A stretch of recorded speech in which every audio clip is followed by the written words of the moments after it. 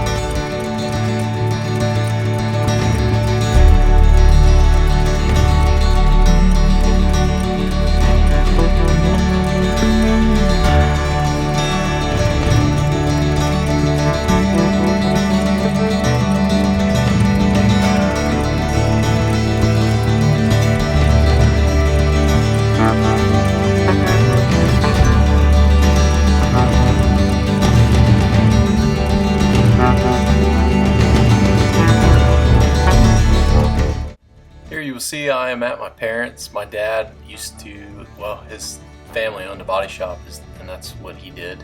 And he has the air compressor from that body shop. You can see that M-Clo in the top right there.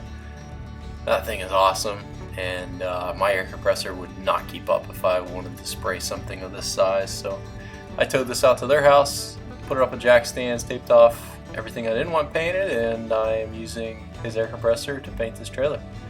This is one of his old Spinks air guns, and this thing, tons of overspray, but it works awesome. I mean, it got great coverage.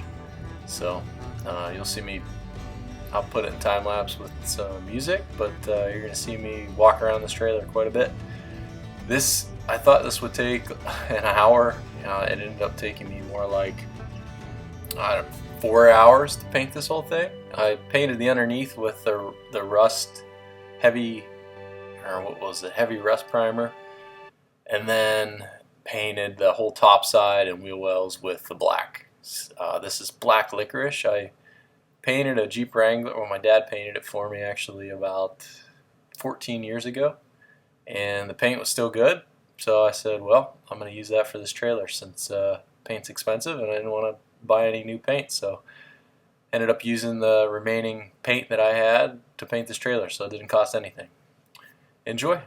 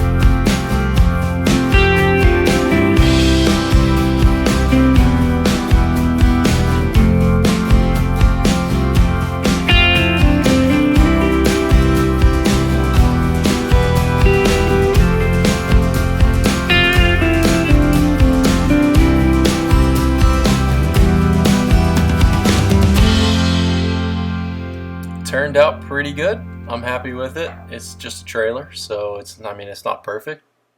I didn't sandblast it or anything, so I mean some of the old peeling paint, you can see that, stuff like that, but overall I'm very happy with it. It's gonna protect it, keep it from rusting, and it'll last me many, many years. So hopefully you enjoyed. Give this trailer another life. It was hand built in 1983, so I'm happy to have restored it, and it should last me at least double that, I hope. I'm going to undercoat this once the paint cures, and it won't be able to rust. I use wool wax or like fluid film. I'll spray the hole underneath any areas that I think could rust, but should last me another 35 years. Thanks for watching. If you enjoyed, please subscribe. I would appreciate it. Thanks again.